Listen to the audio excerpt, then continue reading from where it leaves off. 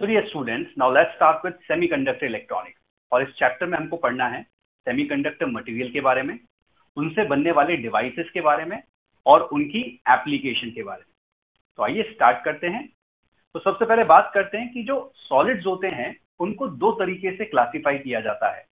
First on the basis of the conductivity and the second on the basis of energy band. तो हम दोनों के बारे में वन बाय वन बात करेंगे, पर सबसे पहले बात करते हैं classification on the basis of conductivity. तो हम तो जानते ही हैं कि कंडक्टिविटी के बेसिस पे तीन प्रकार के सॉलिड्स होते हैं, कंडक्टर्स, इंसुलेटर्स और सेमीकंडक्टर्स। कंडक्टर्स वो सॉलिड्स होते हैं जिनकी हाईएस्ट कंडक्टिविटी होती है, इंसुलेटर्स वो सॉलिड्स होते हैं जिनकी लीस्ट कंडक्टिविटी होती है, और सेमीकंडक्टर्स वो सॉलिड्स हैं जिनकी कंडक्टिविटी रेंज कंडक्टर्स और इंसुलेटर्स के बीच में लाई करती है। क्योंकि क्लासिफिकेशन कंडक्टिविटी के बेसिस पे है, इसीलिए हम कंडक्टिविटी की रेंज भी देख लेते हैं। जो कंडक्टर्स हैं उनकी कंडक्टिविटी रेंज है 10 टू द पावर 2 से लेके 10 to the power 8 siemens per metre. जो इंसुलेटर्स होते हैं उनकी कंडक्टिविटी की रेंज होती है 10 to the power -11 to 10 to the power -90 siemens per metre. That simply means बहुत ही कम कंडक्टिविटी है। और आप देख सकते हैं कि सेमीकंडक्टर्स की जो कंडक्टिविटी रेंज है that is 10 to the power 5 से लेके 10 to the power -6 siemens per metre, lies between that of conductors and insulators. अब कंडक्टर्स के अगर एग्जांपल्स की बात करें तो हम कह सकते हैं कि कंडक्टर्स के एग्जांपल है metals, metals are good conductors.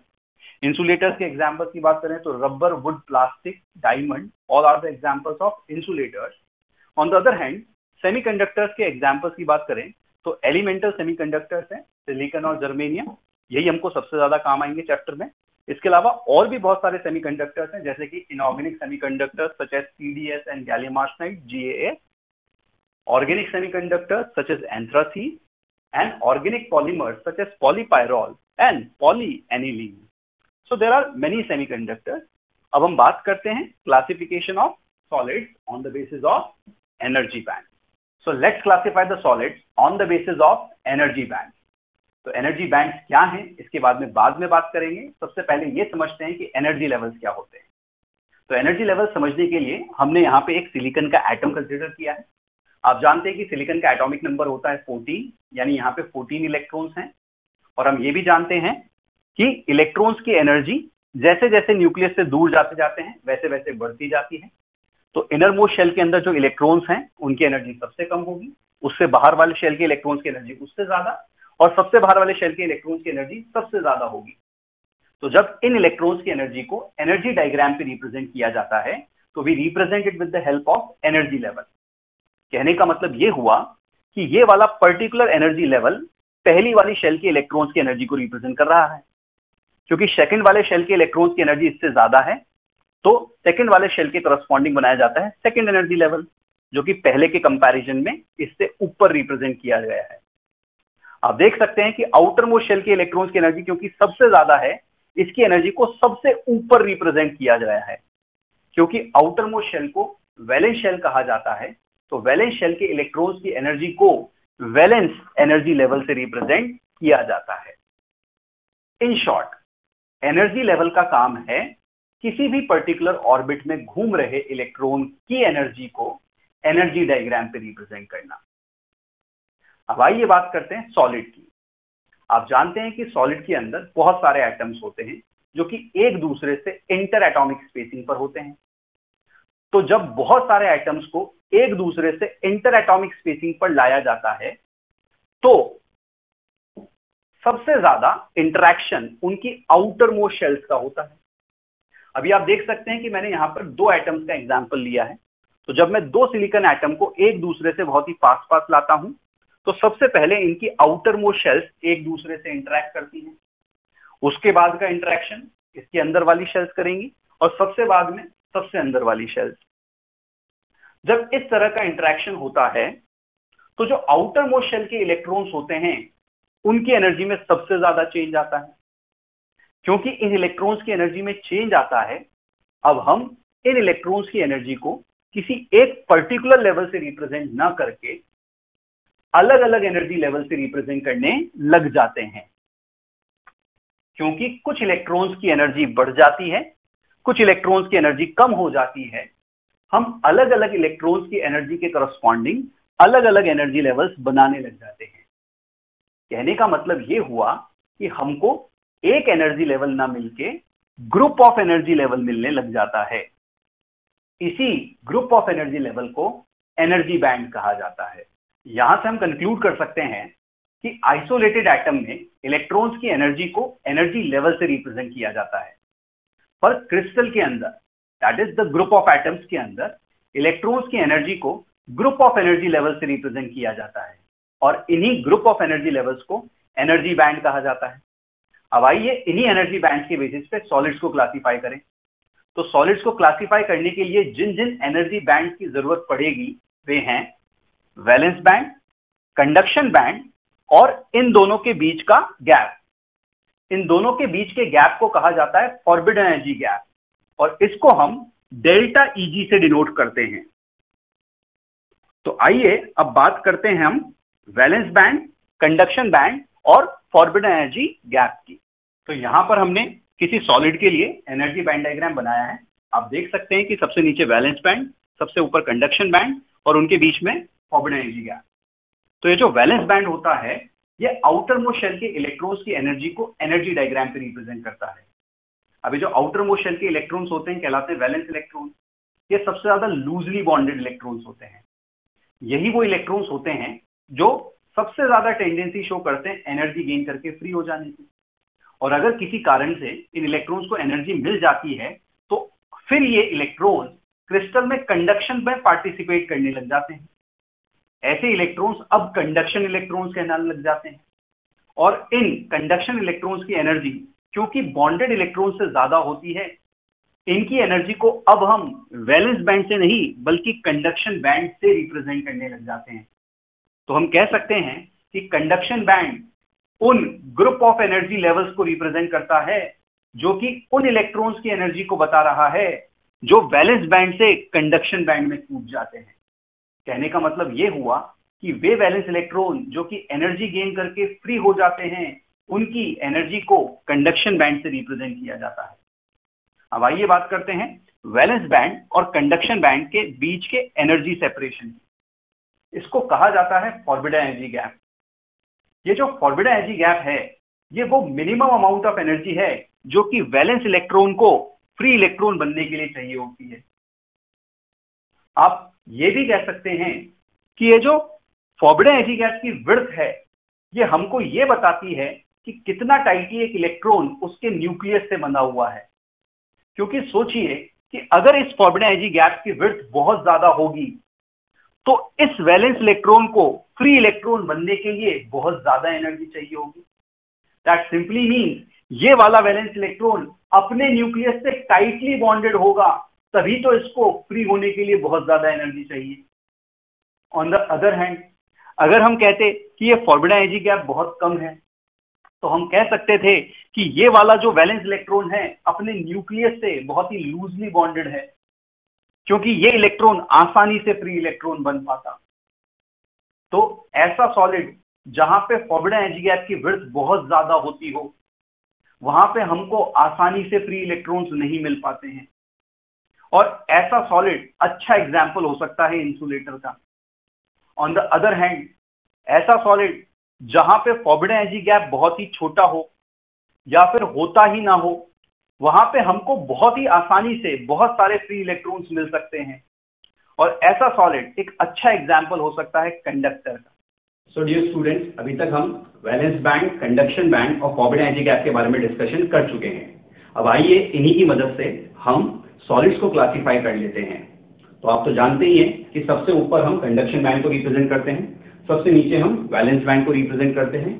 इस वाई डायमेंशन में हम इलेक्ट्रॉन्स की एनर्जी को रिप्रेजेंट कर रहे हैं। कंडक्शन इलेक्ट्रॉन्स की एनर्जी ज्यादा होती है इसलिए हम उसको ऊपर रिप्रेजेंट करते हैं। वैलेंस बैंड के इलेक्ट्रॉन्स की एनर्जी कम होती है इसलिए उसको हम नीचे रिप्रेजेंट करते हैं। आप देख ही सकते हैं कि कंडक्शन बैंड के जो इलेक्ट्रॉन्स हैं उनकी जो लोएस्ट एनर्जी का लेवल है उसको हम ईसी से मार्क कर रहे हैं और वैलेंस बैंड के जो इलेक्ट्रॉन्स हैं उनकी जो इलेक्ट्रॉन्स की एनर्जी का हाईएस्ट लेवल है उसको हम ईवी से मार्क कर रहे हैं। ये जो कंडक्शन बैंड और वैलेंस बैंड है इनके बीच का जो गैप है that is known as forbidden energy gap. तो इंसुलेटर्स के केस में ऐसा कहा जाता है कि इसका जो वैलेंस बैंड होता है वो कंप्लीटली फिल्ड होता है और कंडक्शन बैंड कंप्लीटली एम्प्टी होता है। अब जब हम ये कहते हैं कि किसी सॉलिड का वैलेंस बैंड कंप्लीटली फिल्ड है, इसका मतलब ये हुआ कि सारे के सारे इलेक्ट्रॉन्स बॉन्डेड फॉर्म में हैं और उन सारे इलेक्ट्रॉन्स की एनर्जी को यहीं से रिप्रेजेंट कर दिया है, इसीलिए ये वैलेंस बैंड कंप्लीटली फिल्ड है। क्योंकि सारे इलेक्ट्रॉन्स बॉन्डेड फॉर्म में हैं, कोई फ्री इलेक्ट्रॉन प्रेजेंट नहीं है, यही कारण है कि कंडक्शन बैंड कंप्लीटली एम्प्टी है और इसीलिए ये कोई कंडक्शन एग्जिबिट नहीं कर रहा है। आप ये भी देख सकते हैं कि इंसुलेटर्स के केस में ये वैलेंस बैंड और कंडक्शन बैंड का जो एनर्जी गैप होता है ये भी काफी ज्यादा होता है, that is greater than 3 electron volt. For the insulators like diamond it is approximately 6 electron volt. That simply means diamond बहुत अच्छा इंसुलेटर है। आप कह सकते हैं कि नॉर्मल टेम्परेचर में यहां के जो वैलेंस इलेक्ट्रॉन्स होते हैं इनको कभी भी इतनी सफिशिएंट थर्मल एनर्जी नहीं मिल पाती कि ये वैलेंस बैंड से कंडक्शन बैंड में कूद पाए, इसलिए ये आसानी से कंडक्ट नहीं करता है। इसीलिए हम कहते हैं कि इंसुलेटर्स की कंडक्टिविटी लीस्ट होती है और इसकी रेजिस्टिविटी हाईएस्ट होती है। अब आइए बात करते हैं सेमीकंडक्टर्स की। तो सेमीकंडक्टर्स के लिए हम कहते हैं कि जो इसका वैलेंस बैंड है वो कंप्लीटली फिल्ड होता है और कंडक्शन बैंड कंप्लीटली एम्प्टी होता है at very low temperature tending towards absolute zero, that is 0 kelvin. तो अगर हम बात करें 0 केल्विन की तो हमने कहा ये पूरा भरा हुआ और ये पूरा का पूरा खाली। इसका मतलब है कि कोई कंडक्शन नहीं हो रहा है और ये क्रिस्टल भी एट वेरी लो टेम्परेचर बिल्कुल इंसुलेटर की तरह ही बिहेव करता है। आप ये देख रहे होंगे कि यहां पे जो बैंड गैप था वो ग्रेटर देन 3 इलेक्ट्रॉन वोल्ट है, यहां पर जो बैंड गैप है वो लेस देन 3 इलेक्ट्रॉन वोल्ट है। पर उसके बावजूद भी क्योंकि टेम्परेचर बहुत कम है, यहां के जो वैलेंस इलेक्ट्रॉन्स है एट 0 केल्विन इनके पास में कोई थर्मल एनर्जी नहीं होती, इसलिए ये यहां से यहां पे जंप नहीं कर पाते, इसलिए ये बिल्कुल इंसुलेटर की तरह ही बिहेव करते हैं। पर जब हम इसी क्रिस्टल को रूम टेम्परेचर पे लाते हैं तो some of the valence electrons इतनी सफिशिएंट थर्मल एनर्जी गेन कर पाते हैं कि वे वैलेंस बैंड से जंप करके कंडक्शन बैंड में चले जाएं। दैट सिंपली मीन्स कुछ बॉन्डेड इलेक्ट्रॉन्स फ्री हो जाते हैं और वो कंडक्शन में पार्टिसिपेट करने लग जाते हैं। यही कारण है कि ये जो सेमीकंडक्टर होता है एट रूम टेम्परेचर ये स्लाइट कंडक्शन एग्जिबिट करने लग जाता है। यहां पर हम सेमीकंडक्टर की एक बहुत ही इंपॉर्टेंट प्रॉपर्टी समझ चुके हैं, वो ये कि अगर आप टेम्परेचर को बढ़ाएंगे तो टेम्परेचर बढ़ाने के साथ में सेमीकंडक्टर का रेजिस्टेंस कम होता है। दैट सिंपली मीन्स इसका अल्फा यानी कि temperature coefficient of resistance negative होता है। टेम्परेचर कोफिशिएंट ऑफ रेजिस्टेंस के नेगेटिव होने का मतलब हुआ कि टेम्परेचर के बढ़ने के साथ में रेजिस्टेंस का कम होना। तो ये बात रही हमारे सेमीकंडक्टर डिवाइस की। हम देख पा रहे हैं कि जैसे जैसे बैंड गैप कम होता जा रहा है वैसे वैसे कंडक्टिविटी बढ़ती जा रही है। तो आइए बात करते हैं कंडक्टर्स की। तो कंडक्टर्स जैसे ही बोलते हैं हमको समझ में आता है कि इसकी हाईएस्ट कंडक्टिविटी होती है। इसका मतलब ये हुआ कि इसके बीच का जो बैंड गैप होता होगा या तो ये बहुत ही कम होता होगा या फिर होता ही नहीं होगा। तो इसी प्रकार से हम कंडक्टर्स को रिप्रेजेंट कर रहे हैं। आप देख सकते हैं कि जो कंडक्टर्स का बैंड गैप है वो होता है approximately 0। That simply means conductors को रिप्रेजेंट करने का एक तरीका ये है कि हम कहते हैं कि जो इसके वैलेंस बैंड है और कंडक्शन बैंड है ये एक दूसरे से ओवरलैप कर जाते हैं। तो ये जो हमने यहाँ पे रिप्रेजेंट किया है ये है वैलेंस बैंड। आप देख सकते हैं कि वैलेंस बैंड का जो हाईएस्ट एनर्जी लेवल है वो है ईवी और ये जो हमने यहाँ पे रिप्रेजेंट किया है ये है कंडक्शन बैंड और आप देख सकते हैं कि कंडक्शन बैंड का जो लोएस्ट एनर्जी लेवल है वो है ईसी। हम कह सकते हैं कि ये कंडक्शन बैंड और जो वैलेंस बैंड है एक दूसरे से ओवरलैप कर रहे हैं। इस ओवरलैपिंग का मतलब ये हुआ कि हम कह सकते हैं कि कंडक्टर्स के पास में हर वक्त बहुत सारे इलेक्ट्रॉन्स होते हैं जो कि आसानी से कंडक्शन में पार्टिसिपेट कर सकते हैं और इसीलिए कंडक्टर हाईएस्ट कंडक्टिविटी एग्जिबिट करता है।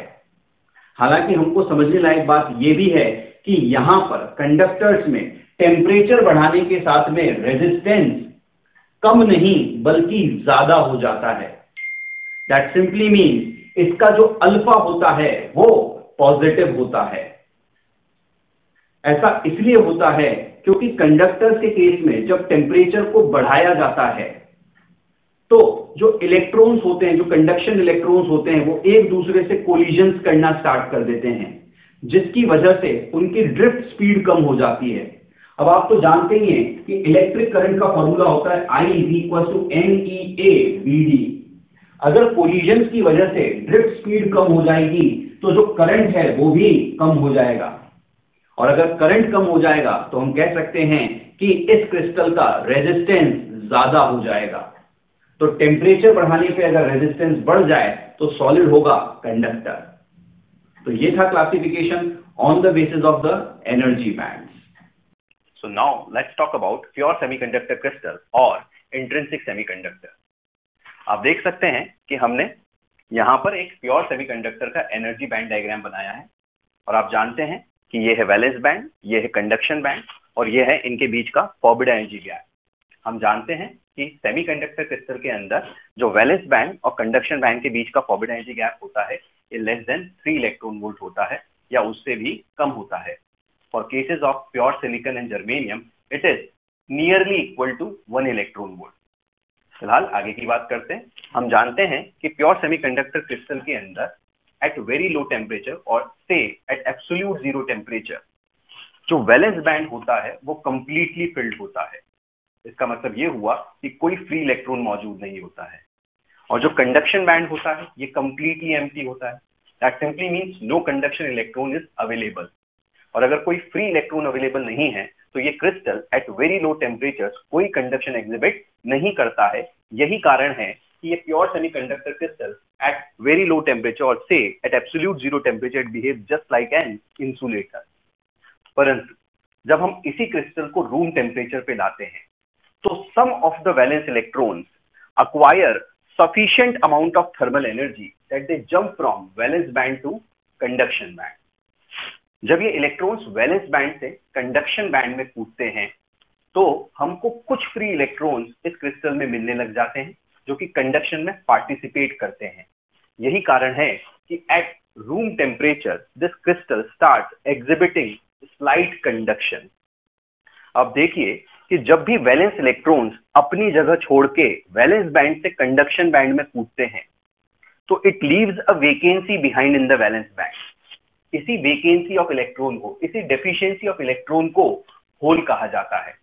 और ऐसा कहा जाता है कि प्योर सेमीकंडक्टर में 2 चार्ज कैरियर्स हैं, one is the free electron and the another one are holes. ऐसा कहा जाता है कि सेमीकंडक्टर में इलेक्ट्रॉन्स और होल्स दोनों ही कंडक्शन में पार्टिसिपेट करते हैं और दोनों ही इलेक्ट्रिक करंट में पार्टिसिपेट करते हैं। ये कैसे कंडक्शन में और इलेक्ट्रिक करंट में पार्टिसिपेट करते हैं हम समझेंगे with the help of the covalent bond theory. But before that कुछ और बात समझने लायक है, वो ये कि देखिए जब भी वैलेंस इलेक्ट्रॉन्स थर्मली जनरेट होते हैं तो जितने थर्मली जनरेटेड इलेक्ट्रॉन्स होते हैं उतने ही होल्स बन जाते हैं। तो क्या हम कह सकते हैं for the pure semiconductor crystal the concentration of the free electrons is equal to the concentration of holes. क्योंकि Ne और NH दोनों ही बराबर हैं, हम इसको एक नए वेरिएबल के बराबर लिख देते हैं and that is equal to Ni, और Ni को हम कहते हैं इंट्रिंसिक कंसंट्रेशन। अभी जो इंट्रिंसिक कंसंट्रेशन है ये किन किन बातों पे डिपेंड करती है आइए समझते हैं। इंट्रिंसिक कंसंट्रेशन और से the concentration of the free electrons और the holes that have been generated, ये किन किन बातों पे डिपेंड करती है आइए समझते हैं। तो सोचिए कि ये जो फ्री इलेक्ट्रॉन्स हमको यहाँ पे मिल पा रहे हैं ये आसानी से तभी तो मिल पाएंगे जब टेम्परेचर सफिशिएंट होगा। इसका मतलब ये हुआ कि Ni टेम्परेचर डिपेंडेंट होता होगा। एक और छोटी सी बात वो ये कि अगर वैलेंस बैंड और कंडक्शन बैंड के बीच का गैप अगर बहुत ज्यादा हो तो हमको आसानी से फ्री इलेक्ट्रॉन्स नहीं मिल पाएंगे। तो बताइए क्या अगर गैप कम होता जाएगा तो क्या फ्री इलेक्ट्रॉन्स आसानी से मिल पाएंगे? इसलिए हम कह सकते हैं जो Ni होता है it should depend upon the delta Eg और से the type of the semiconductor crystal. So dear students, अभी तक जो हम प्योर सेमीकंडक्टर क्रिस्टल को डिस्कस कर रहे थे वो बातें कर रहे थे on the basis of energy band, और इस तरह की थ्योरी को कहा जाता है एनर्जी बैंड थ्योरी। अब आइए उसी सेमीकंडक्टर क्रिस्टल को और ज्यादा डिटेल में डिस्कस करते हैं। पर जब भी हम अब सेमीकंडक्टर क्रिस्टल को डिस्कस कर रहे होंगे तो that will be discussing in terms of the covalent bond.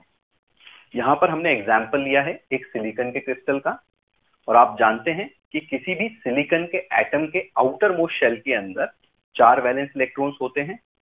तो जो क्रिस्टल का लेटिस स्ट्रक्चर है वो आपको डायग्राम के अंदर दिखाया गया है। आप देख सकते हैं कि कोई भी सिलिकॉन का एटम अपने वैलेंस इलेक्ट्रॉन्स को अपने पड़ोस वाले सिलिकॉन एटम्स के साथ में शेयर करता है, और इस तरह से कोई भी सिलिकॉन एटम क्रिस्टल के अंदर बहुत ही ज्यादा स्टेबल होता है, क्योंकि उसका ऑक्टेट कंप्लीट हो जाता है।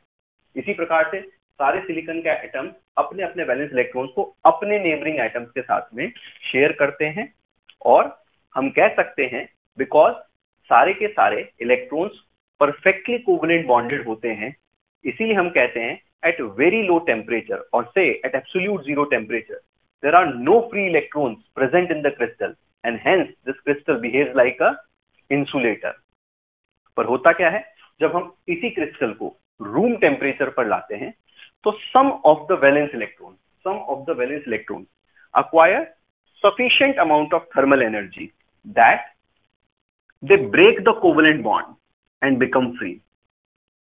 आप देखिए कि ये जो इलेक्ट्रॉन पहले कोवेलेंट बॉन्ड बनाया हुआ था, अब ये इलेक्ट्रॉन यहां से फ्री हो जाता है। जो इलेक्ट्रॉन फ्री हुआ है वो फ्री इलेक्ट्रॉन कहलाता है। जैसे ही हम इस क्रिस्टल के अक्रॉस इलेक्ट्रिक फील्ड लगाएंगे, ये इलेक्ट्रॉन आसानी से ड्रिफ्ट कर जाएगा और इलेक्ट्रिक करंट में या इलेक्ट्रिकल कंडक्शन में पार्टिसिपेट करता है। परंतु आप देखिए, जब भी ये इलेक्ट्रॉन यहां से निकलता है, जब इस कोवेलेंट बॉन्ड को ब्रेक करते हुए निकलता है, तो यहां पर एक इलेक्ट्रॉन की डेफिशिएंसी छोड़ के चला जाता है। इसी डेफिशिएंसी ऑफ इलेक्ट्रॉन को होल कहा जाता है। आप जानते ही हैं कि जो फ्री इलेक्ट्रॉन है वो कंडक्शन में पार्टिसिपेट करेगा जैसे ही इलेक्ट्रिक फील्ड लगाएंगे, पर हम ऐसा कह चुके हैं कि प्योर सेमीकंडक्टर क्रिस्टल के अंदर free electron as well as hole दोनों ही कंडक्शन में पार्टिसिपेट करते हैं। अभी ऐसा कैसे हो पाता है, आइए समझते हैं। तो फ्री इलेक्ट्रॉन्स तो इलेक्ट्रिक फील्ड के कारण आसानी से ड्रिफ्ट करेंगे, इसमें तो कोई प्रॉब्लम नहीं है। बात करते हैं होल्स किस तरह से कंडक्शन में पार्टिसिपेट करते हैं। तो समझिए कि ये जो सिलिकॉन का एटम है, जो कि क्रिस्टल में पहले बहुत ही ज्यादा स्टेबल हुआ करता था, जिसका ऑक्टेट कंप्लीट था, अब उतना ज्यादा स्टेबल नहीं रहता है। इस सिलिकॉन के एटम के पास में एक इलेक्ट्रॉन की कमी है। जब ये इस एक इलेक्ट्रॉन को एक्सेप्ट कर लेगा तो इसका ऑक्टेट वापस से कंप्लीट हो जाएगा और ये क्रिस्टल में पहले की तरह वापस से स्टेबल हो जाएगा। तो ये सिलिकॉन का एटम क्या करता है कि आसपास में जो लूजली बॉन्डेड इलेक्ट्रॉन होते हैं, loosely bonded electrons are valence electrons, आसपास में जो लूजली बॉन्डेड इलेक्ट्रॉन्स होते हैं, ये जो वैलेंस इलेक्ट्रॉन्स होते हैं, उनको अपनी ओर अट्रैक्ट करता है। मान लीजिए कि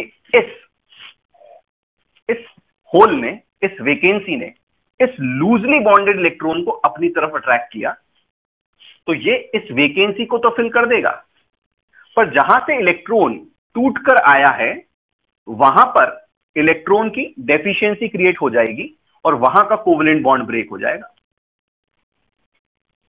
दैट सिंपली मीन्स ये जो होल है, ये जो डेफिशिएंसी ऑफ इलेक्ट्रॉन है, ये कारण बनती है वैलेंस इलेक्ट्रॉन के एक जगह से दूसरे जगह चलने का।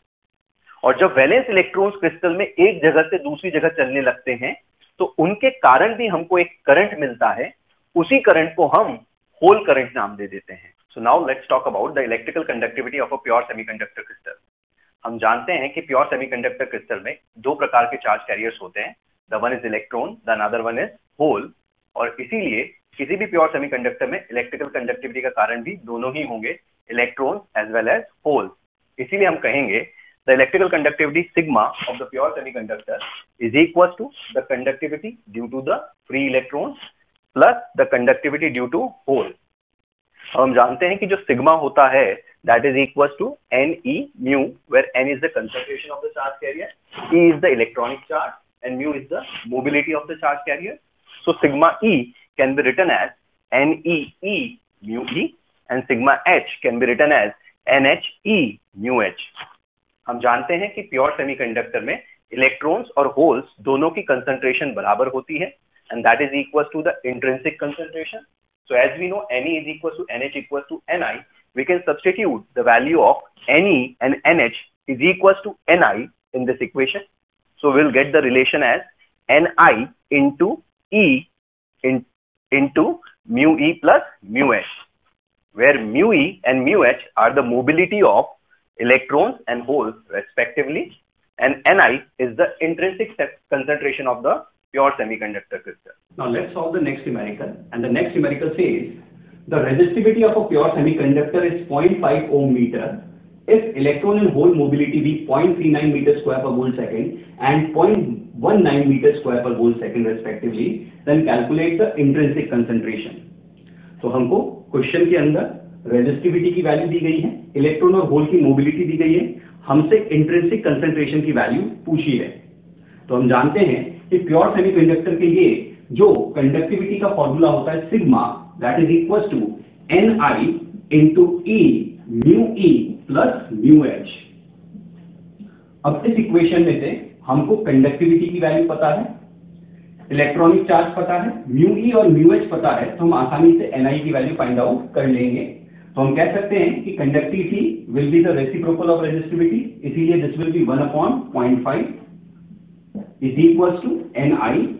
Substituting the value of E, it is 1.6 into 10 to the power minus 19. Mu E की वैल्यू हमको दी गई है 0.39 और म्यू एच की वैल्यू हमको दी गई है 0.19। जब हम Ni के लिए सॉल्व करते हैं तो हमको Ni की वैल्यू पता लगती है यहां से 2.16 into 10 to the power 19 per meter cube। तो ये है हमारा answer. So now let's talk about the electric current in a pure semiconductor crystal. हम सब लोग जानते हैं कि प्योर सेमीकंडक्टर क्रिस्टल में दो प्रकार के चार्ज कैरियर्स होते हैं, एक इलेक्ट्रॉन और एक होल। इसीलिए प्योर सेमीकंडक्टर क्रिस्टल में इलेक्ट्रिक करंट का कारण भी दोनों ही बनते हैं। इसीलिए हम कह सकते हैं that the net current in the pure semiconductor crystal I is equals to IE plus IH, and we all know that I is equals to NEA VD. So substituting the value in place of IE, we can write NE, the concentration of electrons, electronic charge, area of cross section, the drift velocity of electrons. In place of IH, we can say concentration of holes, electronic charge, area of cross section, and the drift velocity of holes. हम जानते हैं कि drift velocity VD can be written as mobility into electric field. So substituting the value of VD, or say the drift velocity equals to mobility into electric field, we can get the relation NEA A mu E E plus NHEA mu H E. Now taking the terms common and substituting NE into NH, yeah, NE and NH equals to NI, I can say the I is equals to NI into E into A mu E plus mu H into E. Here Ni is the intrinsic concentration, A is the area of cross section, mu E and mu H are the mobility of electrons and holes. This VE and VH are the drift velocity of electrons and holes respectively.